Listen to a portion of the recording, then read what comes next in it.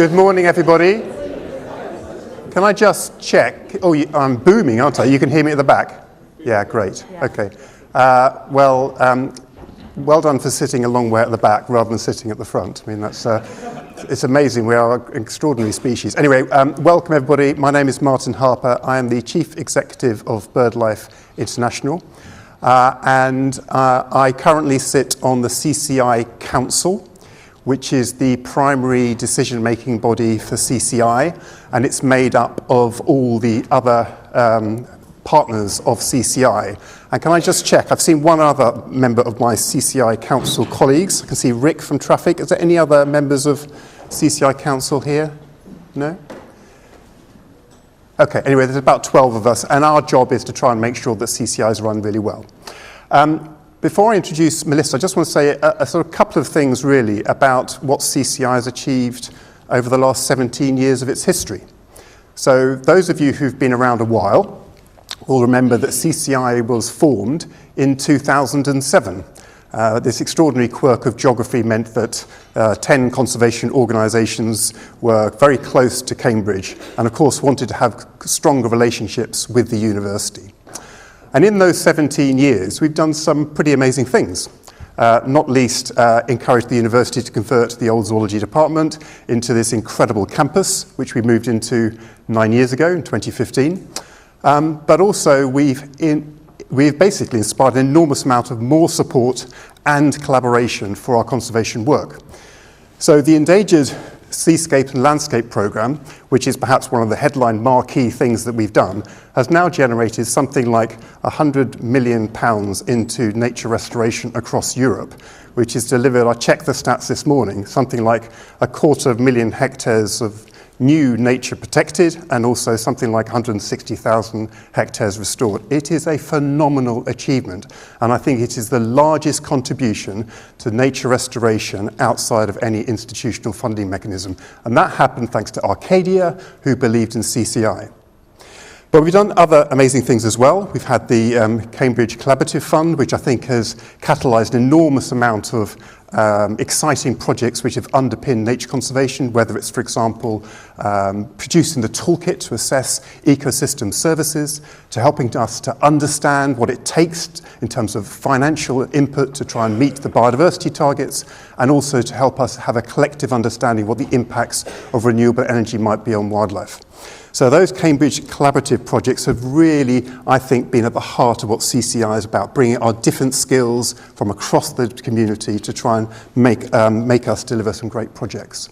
And of course, David Attenborough Building, the name has created this incredible convening place where we've been able to bring people together from across the world, whether it's to do an amazing couple of conservation optimism events or indeed to try and have this sort of event we had before the Global Biodiversity Framework was formed, to try and encourage the world to think about what was necessary in terms of ambition in the post-2020 period. And we then set a strategy in 2021, and that was to guide our work for the decade. Of course, it was completed during the pandemic, so it was an interesting time for us all to try and work out what we wanted to do together in that period.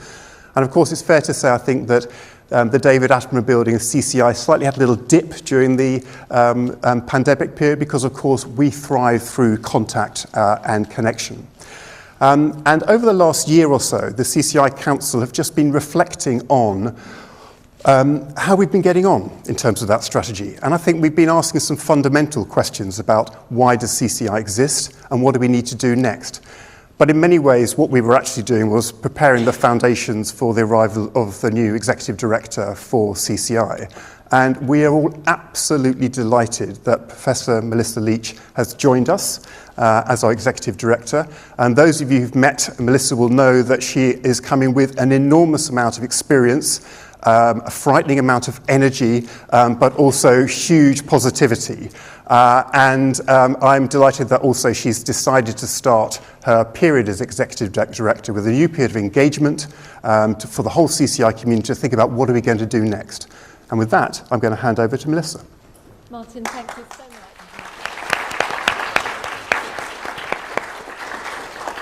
Well, it's an absolute delight to be here, both here in the broader sense of here in Cambridge at CCI and also here with so many of you today.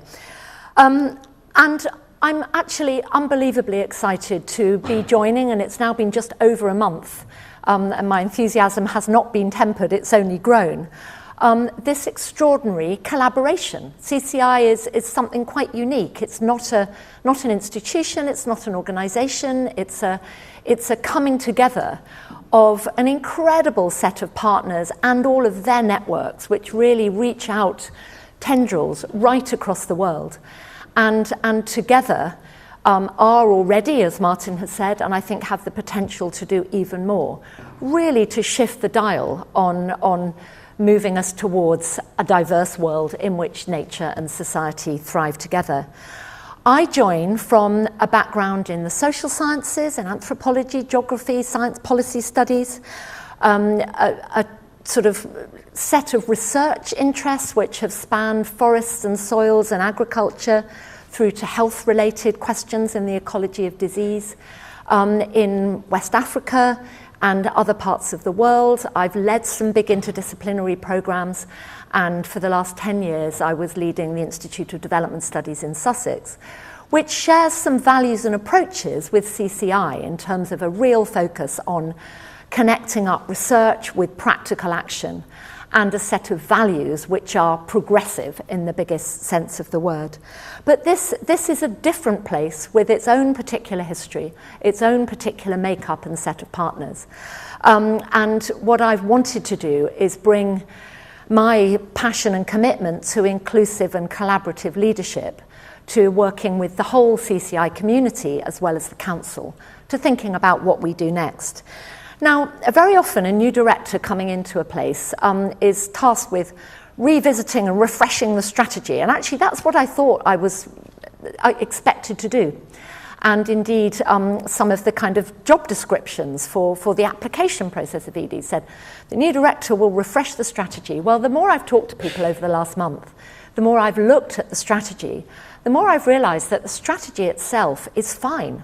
It's more than fine. It actually sets out a really important and exciting set of visions and approaches for all of us. And that's not surprising because it's been developed from the bottom up by CCI in ways that we will hear about. But I do feel that there is more we could do, and that the task ahead for the next year, for the next part of the decade, is about growing our ambition. To add up more than to be even more than the sum of our parts, to be more present on a world stage at a time when CCI is actually needed more than ever. So what I wanted to do in this initial session, which is kicking off 2 weeks of thinking about how we move ahead with the strategy, is first of all to play it back to ourselves. Now, not everybody, we'll hear in a few minutes about the listening phase and the process that went into creating this 2021 strategy, which did involve the whole CCI community, but that community has also shifted. We've had people who've left, new people who've come, who maybe weren't around in the early listening phase. We've had the pandemic, which I think fragmented a community which thrived on being face-to-face, as Martin has said. And it's very easy to forget an overarching strategy when actually all of us are involved in our own strategies. You're all part of organisations which have their own agendas and strategies, and you've got jobs which involve delivering on those. So why do we need a collective strategy, and what did we think then that we wanted to do? Well, it was driven by a vision. I think a vision which still stands and is actually probably more important than ever, and a mission which is about working together. And I think that is and remains crucial. Working together in a way that does not eclipse the particular agendas and strategic aims of CCI's 10 partners and its enormous university, but that helps to amplify and make more than the sum of the parts. The strategy is also, I think, very importantly, underpinned by a set of values. And these are the values. They are about collaboration. They're about being innovative and creative. They're about drawing on evidence, and evidence that comes from really varied sources, and I want to say something more about that in a moment. But it's also a set of values which include the more emotional side of things. Addressing the thriving of people and nature is not only a dispassionate, logical, scientific activity. It's also one that does and should drive passions and commitments and appeals to the emotional side of what we do and why we do it. And I think that's where optimism and hope, as I'll say in a moment, really comes to the fore. And I think that core value about diversity of all kinds, geographically, racially, by gender, by age, and inclusivity, are absolutely core to what CCI does. I was delighted to see all of these things already in those values. The strategy also talked about 4 priority areas over the next decade. And in a way, these seem to be the kind of the what we work on and what we want to deliver. And the first is about addressing the biodiversity crisis emergency, but recognizing how intersecting that is with other challenges of climate, of society, of poverty, of inequality, of other things. The second turns its attention to restoration, which I think in many ways is the new conservation. I think restoration has within it an optimistic sense about repair, recovery, the future, and that priority around restoring landscapes, seascapes for all life, human life, plant life, animal life, all life, is very critical. The third is about making sure that nature, biodiversity are at the core of decision making, whether that's global, national, local, really a whole area about influence. And then the fourth really speaks to capacity, capabilities, whether that's amongst students through the MPhil in conservation, amongst professionals, or indeed growing all of our capabilities. Everybody has capabilities that they have and others that they could learn. So I like this idea about growing everyone's capacities, mutual capacity strengthening on a global stage. So the strategy says more about all those priority areas, and there'll be a chance to delve into those and discuss further later in the morning. But underpinning all of them and speaking back to those values are, I think, the things that really make CCI distinctive, which is this set of approaches. And the strategy talks, I think quite rightly, about working across boundaries of practice and action and research and evidence, boundaries of geography, boundaries of position, boundaries of ability to influence things. It also talks about applying collective influence in a way that, as I've said, amplifies what people can do individually or in their particular teams or groups or partners, but actually then convening in a way that really harnesses that power of CCI as a whole. Engaging and enthusing the public, which is, I think, something CCI has done brilliantly in some of the meetings, the Earth Optimism Summits, and especially through the public engagement work which is connected with the arts. Building careers, whether that's been through the MPhil in conservation leadership or through a whole set of programs within the partner work, and then investing in collaborations which make all of that happen. As I've come into this role and listened over the last month, some things that have shone out to me that are both highlights of what CCI does already and opportunities to do even more. And one is really about making the most of science and evidence as it links to practice. It was great to be part of one of the conservation evidence workshops a couple of weeks ago, co-convened by Bill Sutherland's Conservation Evidence Group and Traffic, and many partners were involved. And that there's a kind of magic there about linking evidence to action that I think we can do. But I think it also has to take on board this horrible buzzword of transdisciplinarity, which is what takes us beyond that linear model that says we have science and evidence over here, and then somehow we translate that to deliver action. I think CCI has the potential really to work in this space which is engaged with decision makers, with society from the outside. So we're co-developing the agendas, co-constructing the evidence and the action, co-delivering the solutions. And I think that's something we could do even more.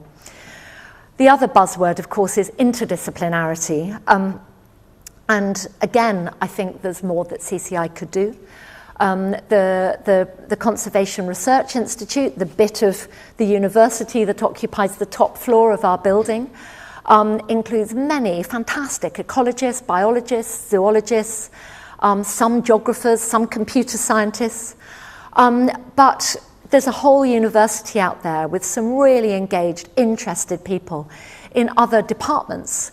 In anthropology, where I kind of come from, economics, law, history and philosophy of science, politics, architecture perhaps, and much, much more. So I think there's an outreach job to do, try and bring some of those academics out of their silos into this CCI world of collaboration and engagement.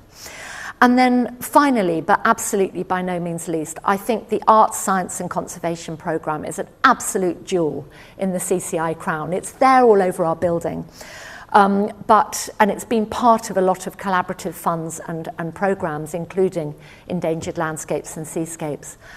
But art is not there to either just communicate or decorate.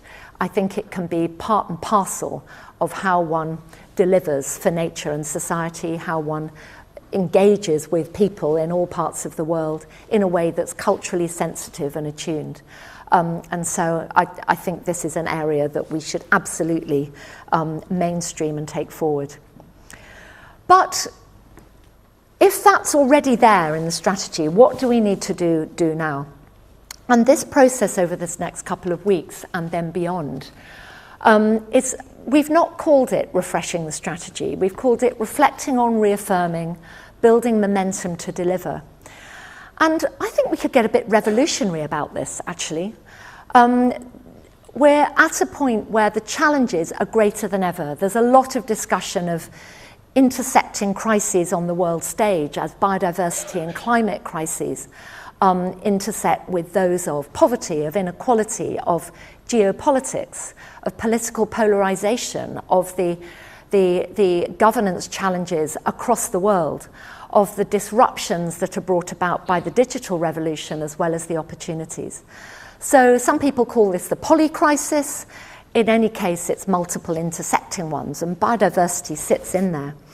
But I think it's also a time of intensifying opportunities and the potential for hope, and what I often call the politics of hope, because there is a politics to all of this. Where does that hope come from? I think it can come from science and technology and revolutions in the digital space. It also, I think, very much comes from the bottom up, from the movements, from the sources of activism, whether it's climate activists in East Africa or whether it was the flourishing of hope on the streets of London that happened a couple of weeks ago in the Restore Nature Now marches, which actually those who said do it for David was quite a nice moment to realise that CCI is up there. So hope from the bottom, a bubbling up of optimism. But then, of course, it has to meet some openings in political spaces nationally and globally.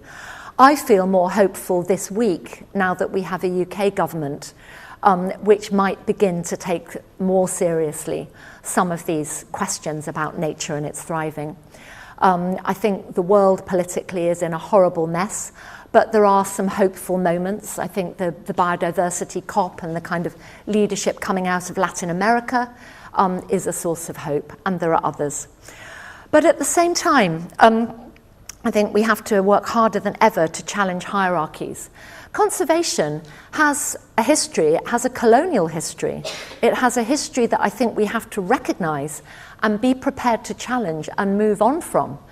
A lot of things that have been quite repressive and dispossessing have been done in the name of conservation, land grabs, green grabs. And part of moving on from that is about feeling accountable to that history and working in ways that are more localised, more diversified, more accountable to people in different places. And then all of this, I think, comes down to a need for regrouping in this building, The long tail of COVID has had its legacies, I think, in new patterns of work that are not always conducive to face-to-face, in-person enthusiasms, and also rebuilding relationships across the world. And they're there to rebuild. If revolutions are ultimately about solidarities, I think they're there to build within the David Attenborough building with our partners and with allies globally. So how might we take some next big leaps? And I'm not offering these as concrete ways forward, but they're perhaps things that these salmon could be doing down the river that I think is quite a useful metaphor, as we'll hear, for some of our CCI work over the next period. So I think some of them are going to be about getting bigger and more ambitious about collaborative programs. We've got one really huge one in ELSP. We've got some ideas for collective impact projects. We've had a lot of really valuable smaller collaborative grants. But I think it might be time to build on those, to identify some agendas where it's not going to be every CCI partner, but where we're going to have combinations of partners and people across the NGOs and the university, where we can get together, raise funding, and do some really large-scale things, which are both global and local at the same time. I think the existing collective impact projects give us some ideas, and there's some momentum around those. But there are some other themes that I've heard bubbling up that I think offer some big opportunities, and I'm hoping we can have some collaborative workshops over the autumn and winter to help devise some agendas that we'd like to move forward on. Food and agriculture is one. How can we connect the momentum for regenerative, agroecological, working with nature approaches with some of the challenges to the industrial food systems that frankly are holding back a lot of that? I think there are some agendas around health, whether it's connecting up biodiversity and wildlife with One Health agendas around preventing and heading off the next pandemic, or whether it's in the area of urban biodiversity and green prescribing and what one's learning about connectivities with nature that are good for mental health, physical health, and maybe more. I think there's an agenda around rights and the legal, which can link up really exciting movements around rights of nature with questions about rights to nature and rights around nature in the regulatory space. I think there are some around finance. There's a massive work going on in CCI and in other parts of the university, Cambridge Institute for Sustainability Leadership, Cambridge Zero, about the new financial mechanisms and new business opportunities for investing in nature. This is also a contested space with some big risks and uncertainties. Surely CCI should be a place where these debates can be had openly, accountably. And then there's AI. Again, a massive work going on, a really interesting workshop just last week about the scope for AI to really help deliver at scale on conservation. I think we should be doing more convening collectively. The COP16 in Cali, Colombia, around biodiversity later this year, I think offers a massive opportunity. It's probably too late to do a lot of collective work in the run-up, but communications around it which amplify what partners are already planning, perhaps some synergies at the event, perhaps a kind of roadmap for what comes next, something I think we could do. I think we should be having a big annual convening conference, and one idea is that we do one around restoration at the midpoint of the UN Decade for Ecosystem Restoration in 2025, which could build on and showcase ELSP's work and other things. I think we could also be doing more to build what I call knowledge and evidence platforms, which put the resources of CCI and its partners at the service of demand-led users who want to know how to do social science in conservation, AI tools better, and I think there are models for doing that. And finally, but by no means least, we have an amazing hub here in Cambridge, but we also have critical masses of partners working with local civil society organisations, social and environmental movements in many parts of the world. it would be great to see us thinking hard about building some regional hubs to collect some of that up and work in ways that are closer to decision making in countries and regions over the next period. So those are some thoughts, but those are some initial thoughts, and I now want to hand over to Leonie Foster and Elizabeth Allen, who are my co-members of the EDO team, who were a part of and very influential in helping to convene the listening phase for the last strategy, to remind us all of how that worked, so that we don't forget and we can build on what we're going to do next. So. Thanks, Melissa. Good morning, everyone. So I'm Leonie Foster. I'm the CCI Strategy and Special Projects Manager.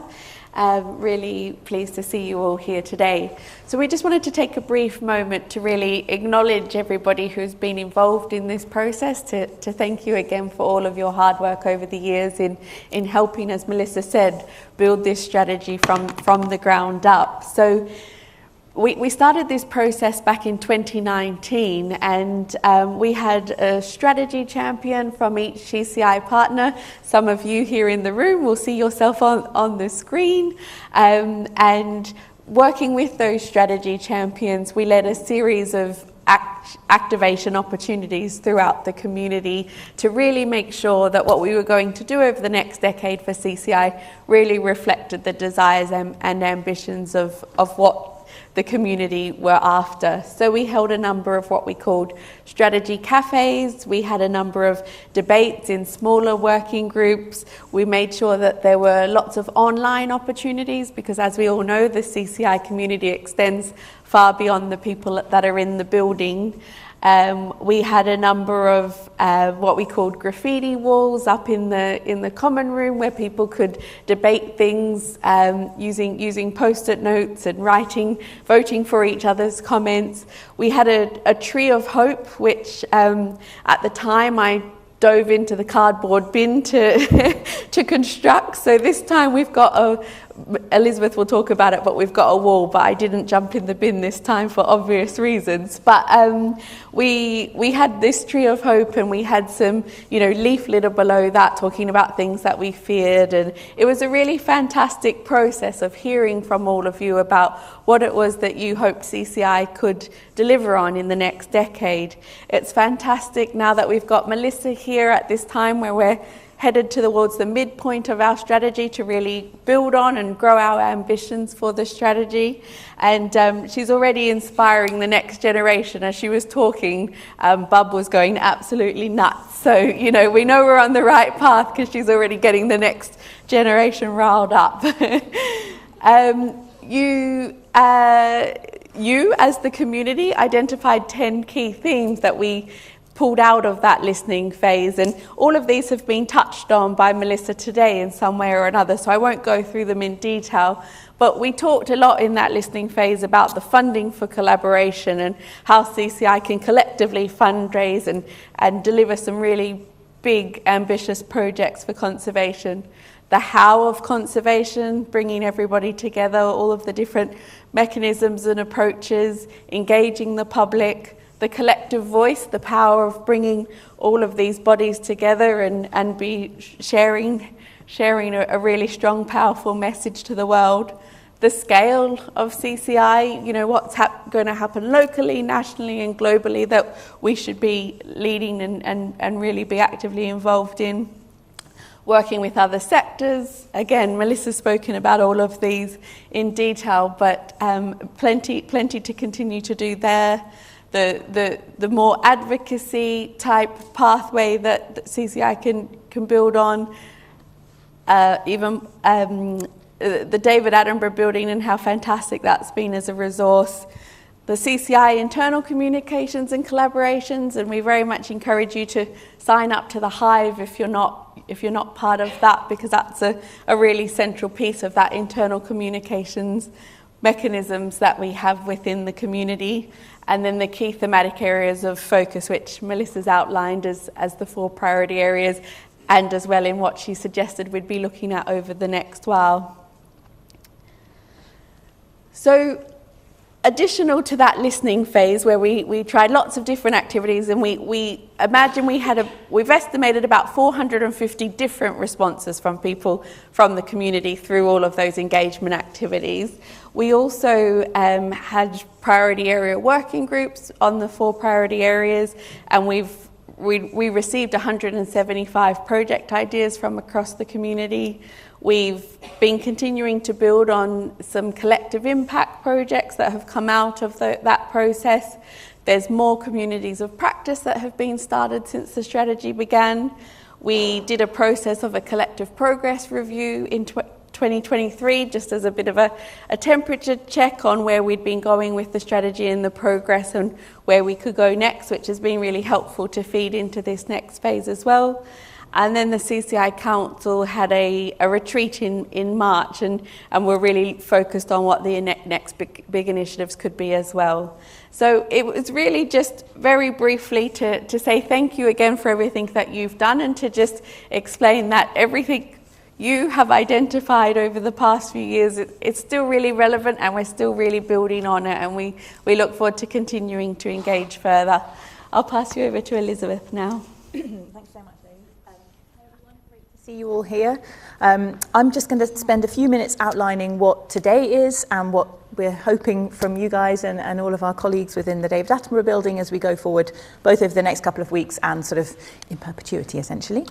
So I'm going to start by just saying how thrilled we are that we've got Melissa here now. I think both Martin and Leonie alluded to that. She brings fantastic wealth of experience and a real energy to this process, which is really, really welcome. Just again to reiterate what Leonie has just said, our great gratitude to the community for the work you've already done thinking on our strategy already. And this is a really significant moment because we want to kind of keep listening to the community and thinking about what we want to build on as we go forward, because CCI essentially is the partnership. So that's why we're really keen that this is an opportunity for everyone's voice to be heard, and as we sort of shape the growth of our ambition and what we can all do together collectively for conservation.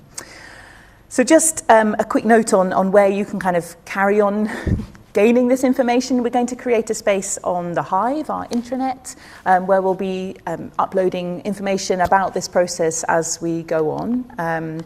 For those of you who don't have access to the Hive, please speak to reception so we can activate that for you, because that's going to be an important communications channel for us. You will have heard mention of this river metaphor, and as we've been talking within our team and a bit more broadly about this process, that idea of a river has really come to the fore as a lovely metaphor for what we're striving to do as CCI and in this phase now. So we'd like to sort of invite you to think of CCI as a river for the purposes of this process. Once you start, basically the analogies are endless, so I'll just kind of capture a few, but I'm sure you'll think of more. So you can think about CCI as a kind of a complex ecosystem that sustains people, biodiversity, life in general, a really good way of finding routes through complex landscapes. So that might mean that we're not moving in a linear fashion, we're meandering through a complex space. It's able to be blocked, but also crucially unblocked. We're keen to hear about solutions to barriers that you face around collaboration. And I think also critically, a single body but made up of many strands, which I think is a neat example of our partnership. I think you could also add in that idea that we're moving towards a big horizon. We've got momentum and we're striving for something big and ambitious in the future. So in terms of the rest of today, so I'm shortly going to conclude and we're going to hear a brief wrap up from Melissa, and then it's over to the people in this room here in the Babbage for your kind of questions about the process, about CCI in general, sort of an open floor for people to ask questions. We're then going to go back into our building, into the Conservation Campus, for an extended coffee and cake session throughout the building. So we've got 6 rooms set aside, as you can see on this slide here, and each room will have a group of facilitators who are ready to come together and discuss with all of you on these different issues. We'll have cake stations, because we know that nothing really happens in this building unless it's fueled by cake. So throughout the building, you'll find places where you can kind of grab a cup of coffee and a piece of cake and come into these rooms, so identifying which one speaks to you most. We've had mention already of this idea of the river wall, so that grows out of that graffiti wall we had during the listening phase, for those of you who are around then. So if you go into the common room, you'll see a very organic river that's been created by very artistic colleagues of mine. And the idea is that we're up for the next 2 weeks. We've put a few kind of starter questions there, but we really want to hear from you with your thoughts on sort of both responses to those questions, more questions we should be asking and answering, reflections of what you've heard during this phase as well. We've also got an online river wall for those who perhaps you have an idea in the middle of the night, or more likely those who can't be in the building and partake online. So the link has been shared for that as well. So that's today. For the next couple of weeks, as I said, we'll have that river wall in place. We're also hosting a workshop with Melissa and members of our team on the 23rd of July, Tuesday. We're going to stroll along the Cam, and that's really a chance to reflect on what we've heard in this phase of reflection, but also sort of other questions about how we grow that ambition and what we should be doing together. There's a sign-up sheet for that in the common room, so if you are keen to come, we're going to meet in reception at 11 a.m. on Tuesday the 23rd, and everyone is welcome. As you know, we have coffee and cake every Wednesday in the common room. Melissa stays after that when she can, so that's another chance to share your thoughts with Melissa. We have an office hour as well, so there's a Google sign-up, so you can come and have a slot with Melissa during the week as well. I'd like to just mention Fika for those of you who don't know. So this is a fantastic program based on this sort of Scandinavian idea of making time for coffee and conversation. You just need to let Leonie know that you're interested, and she will pair you up every month with randomly with another member in the CCI community, so you can meet and talk and discuss ideas. In terms of where all of this is sort of flowing to, we have a council meeting, Melissa's first council meeting on the 24th of July, and we'll be taking a verbal report of all of what we're hearing during this 2-week engagement period to council in the form of an outcomes report, which we'll also share with all of you. And that will really start this sort of process of mapping out this sort of what we've described as a river map for growing our ambition. So we're hoping that will be very action focused and look at what we can be doing as a community and building on those ideas that Melissa has also shared around kind of increasing our convening, our presence and so on. And that will obviously be shared as well. So that's in a nutshell what we're doing today. I hope that's all clear. Obviously you can ask any questions after this. Really looking forward to hearing all your thoughts on CCI. It's a really great opportunity. Great, I'm going to hand back to Melissa to wrap up, and we can move to Q&A. Fantastic. Well, just a quick word on wrapping up, which comes back to the river. And not from me, but actually from Hopi elders. So let's have a First Nations Native American view on this. And there's a prophecy that the Hopi elders put forward in 2000, which goes like this, and it's quite apt. It said, "The river is flowing very fast, and there are those who will be afraid. Know the river has its destination. The opportunity to change meaningfully is happening all around us. Will we be the ones we are waiting for?" And I like that because it says really that we should all feel encouraged to take positive action to create this better world, the destination that's in sight, and to shape the river's course, the river that is CCI, and maybe its unique opportunities to help shape the river of the world. So on those words, let's have a quick discussion now. Any questions or thoughts that you have at this point on either the process of these 2 weeks or where we should be going with it. We've got about 15 minutes before we move up back into our building and to those collective stations. And please feel free to ask or to offer a comment. And we've got a very funky catchbox throwing microphone to help us.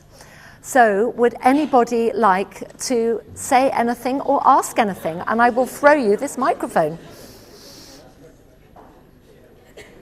Right, this is going to be a long throw. I might have to pass it. I might have to pass it in stages. Goes to Andy, and then you can send it back.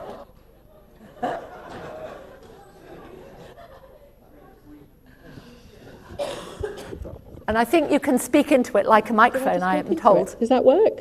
Yeah. Oh, yes. That's very exciting. Thank you. That was really interesting. I'm Helen Doran. I'm from Natural England, so we're members of CCF rather than CCI.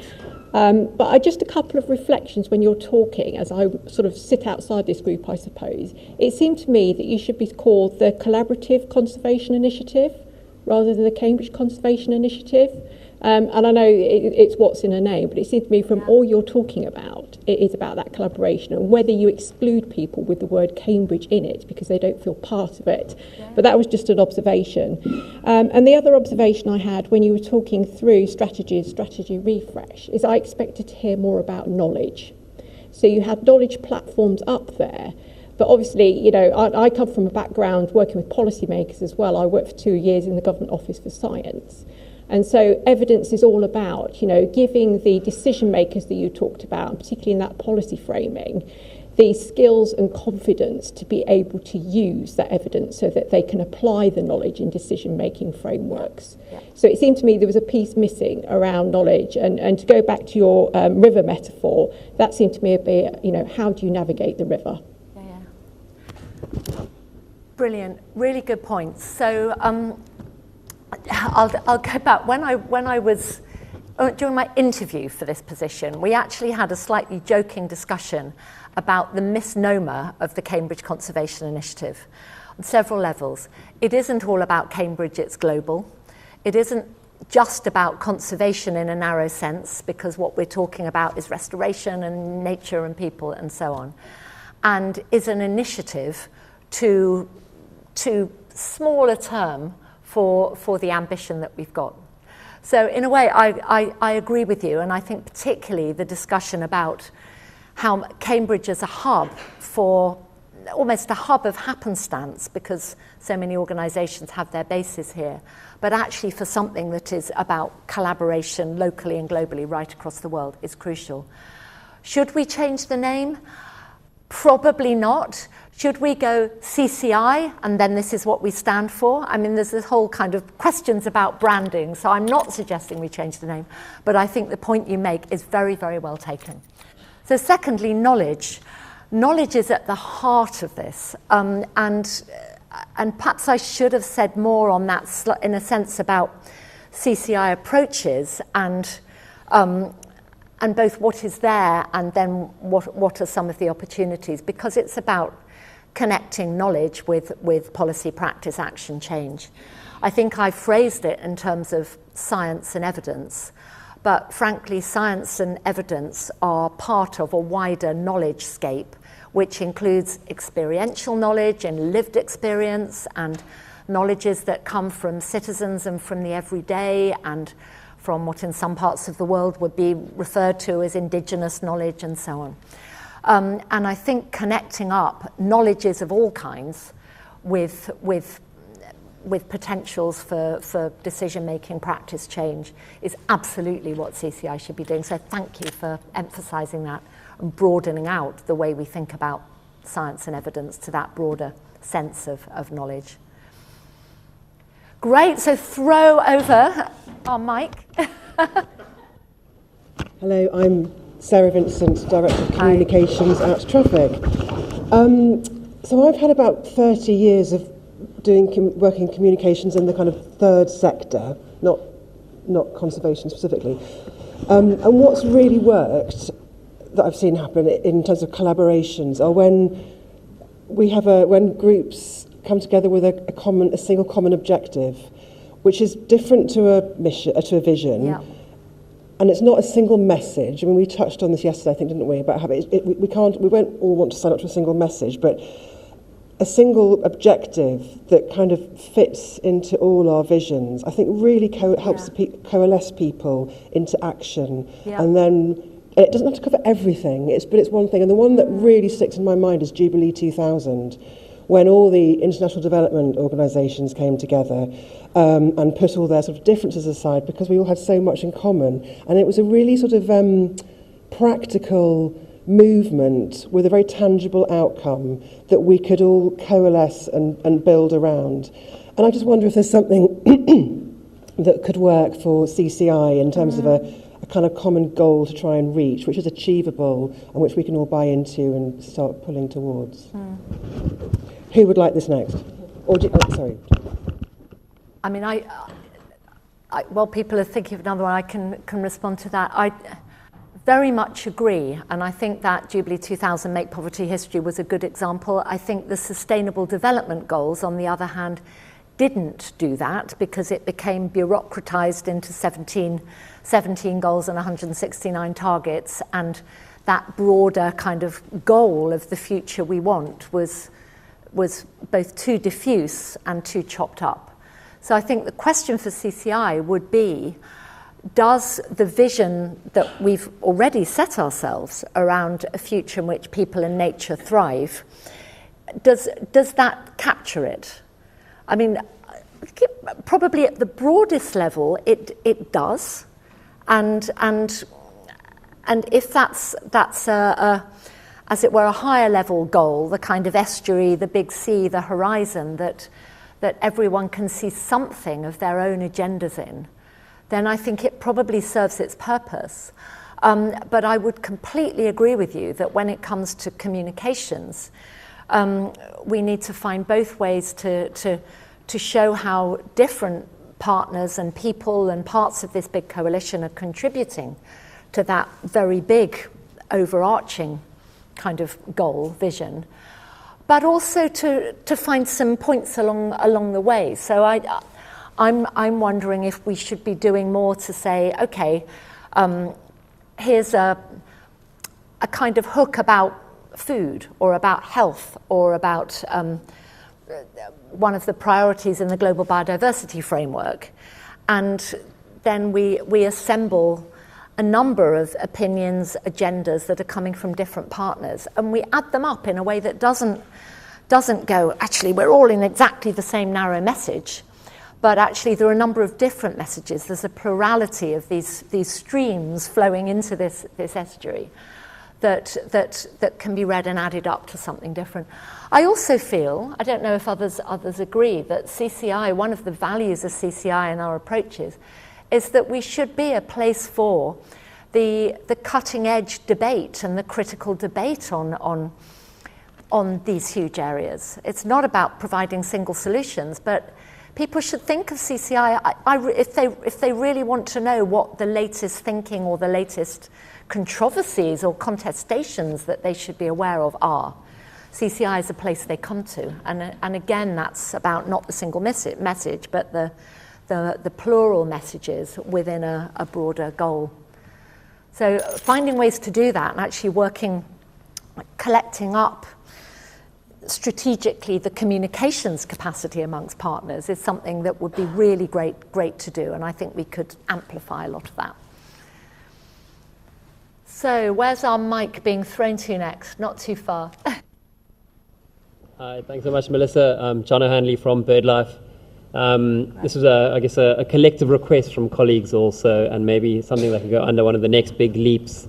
But we have the new skilled working visa regulations and this minimum salary threshold of £38,000.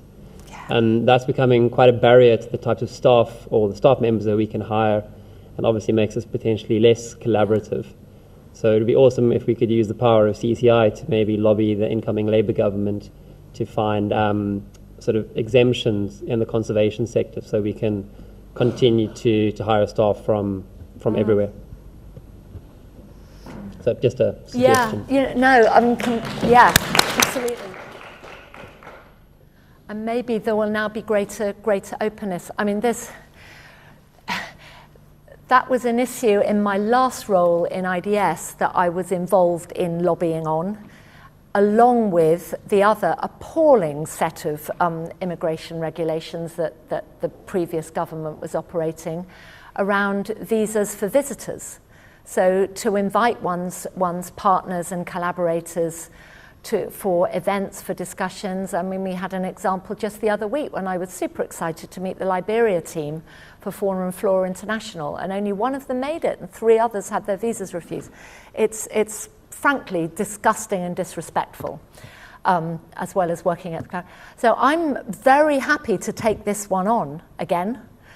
And and possibly in a new political environment there would be some hope.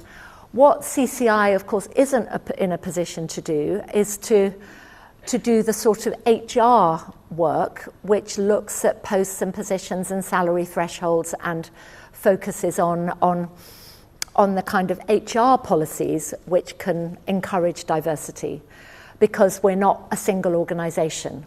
Those discussions could happen for the university through university HR, but each of the partners, of course, has its own hiring and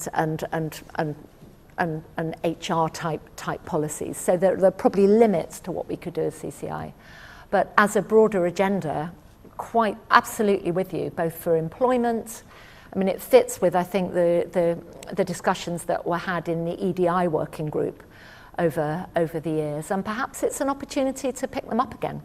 But I would really add in some lobbying around visa regulations as well for visitors, because I think it's just appalling and works against the global collaboration that we want to see happening. So thank you for that. Great. So if we can, okay, send it there. Thanks. And then we'll bring it to the front here.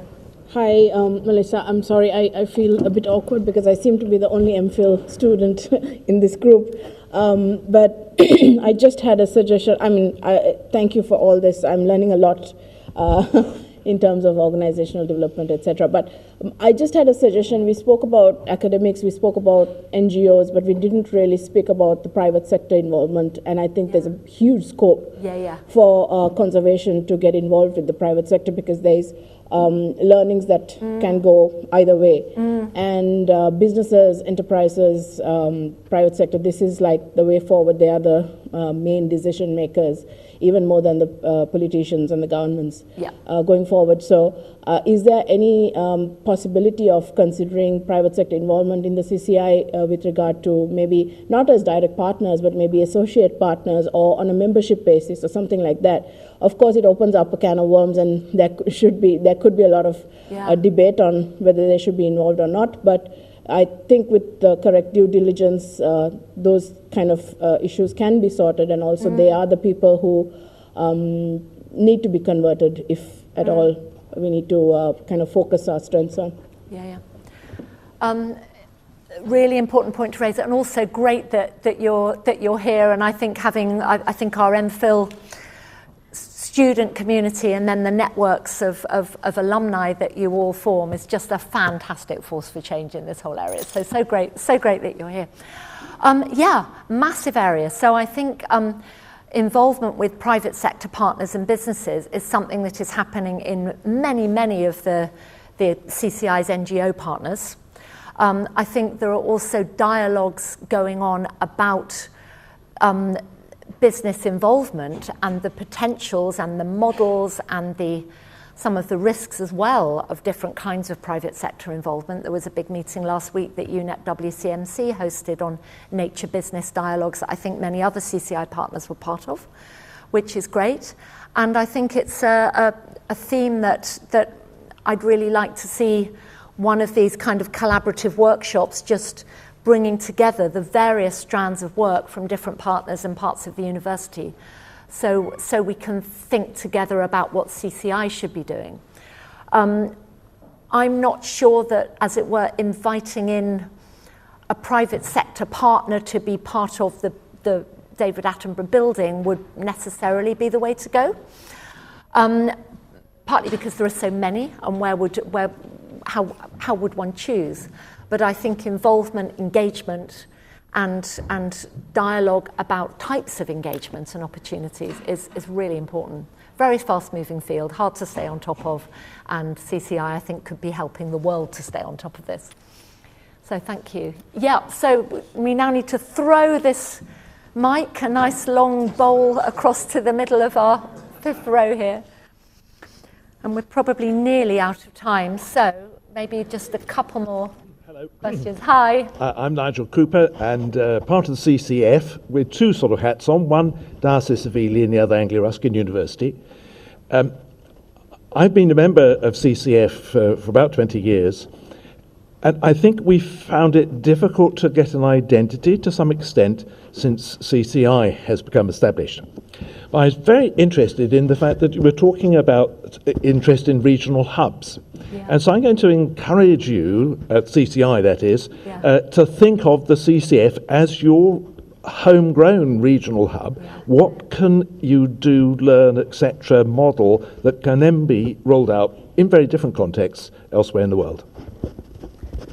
Fantastic. Learning about CCF has been one of my biggest bits of a very steep learning curve these last few weeks, because of course CCF kind of predated CCI, and at one point CCI could be thought of as a partner of CCF, and then it's also the other way around. What I'm absolutely seeing as I talk to more people is that CCF both offers some extraordinary global networks, actually, in a lot of the areas that other CCI partners are working on, but also this incredible capacity locally in the Cambridge area and East Anglia and beyond.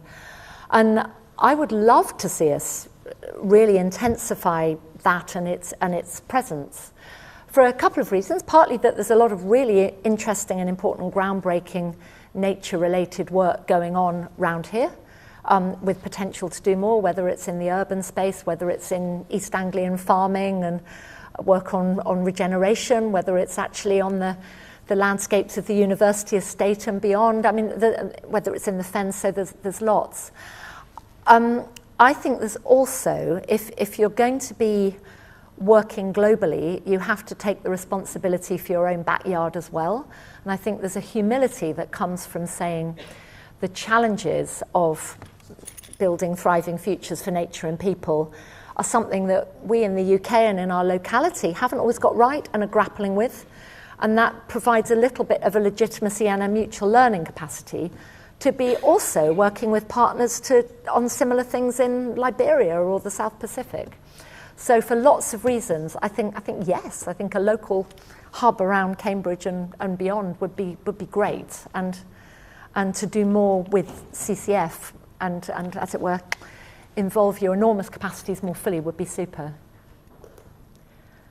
So maybe one more just in the front here, and then colleagues, do you want to say anything in finality, or we'll just to move us back through? So we've got a final question. No. You're going to pass it to me. Oh, there's one more at the back. I'm going to take one more at the back there. So show your throwing skills.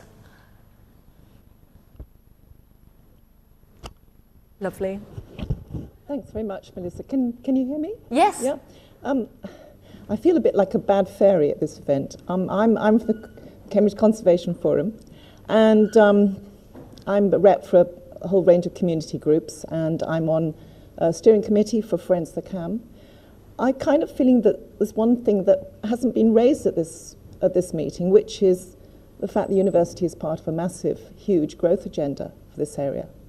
And how do you address that? I love the idea that you talked about this being a focus for cutting edge dialogue, etc. I think that's really important. But there's sometimes a feeling in this area, communities all around Cambridge and in Cambridge, that there's a parallel world going on in Cambridge, in the university, and that they're not part of it. How do you do that? And I think it's very interesting that you've chosen the metaphor of the river wall, because that is, water is going to be the issue for Cambridge in the future. And if anybody's seen the wonderful film Pure Clean Water, which was involved in, then you might get a feeling of what the scale of the problem is for this area. So I'm just putting this forward as I feel a bit like the bad fairy. Everybody's been saying lots of nice things, etc. But this is really important. No, absolutely, and I think completely right to raise. So I think CCI, probably does have a responsibility and a role in relation to the university and its estates planning and its big agenda for shaping our estate over the next period. There are some specifics. So I discovered that one of the things that falls to me as executive director is to chair this group called the Ecological Advisory Panel, which helps to shape the biodiversity plans for the university's estate, so for all the bits of land that the university owns which are not owned by the colleges. And there's actually a very good sustainability officer who is now taking that forward, and it leads up and into the University Estates Committee, and which I will get to attend. I will get to attend its Sustainability Strategy Group. So I think that's probably the direct route. There's perhaps a broader agenda which CCF could, or CCF partners could help to work with, which is where how the community feed-in to what the university is doing happens. And I think that would be a good thing to do. I mean, it's an example of big planning where there are things that CCI partners could be saying, and I'm happy to look at routes to do that and to use that particular route through the university in as much as possible. So I don't think it's bad fairy, but it's one immediate set of very local challenges that I think are replicated in different ways across the world while one's got big planning.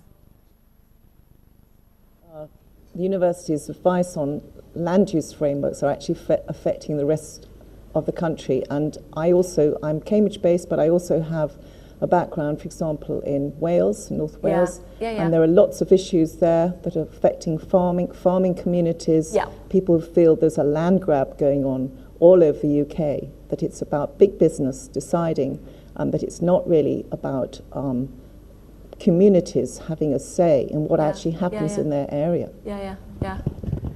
Well, I think this is precisely the kind of where nature and social justice meet regulation and governance that CCI is working on, should be taking on. And if there are specific ideas for actions or collective projects or collaborations that we could be doing, bring them forward. That would be great.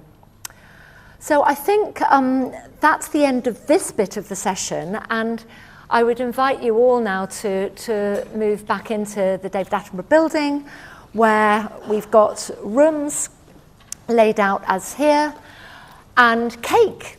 So the fundamental importance of cake to all discussion, something I learnt in my last institution and carries on here as well. So please go forward, please join in. Bring forward ideas, be as practical and specific as possible. Everyone is time poor.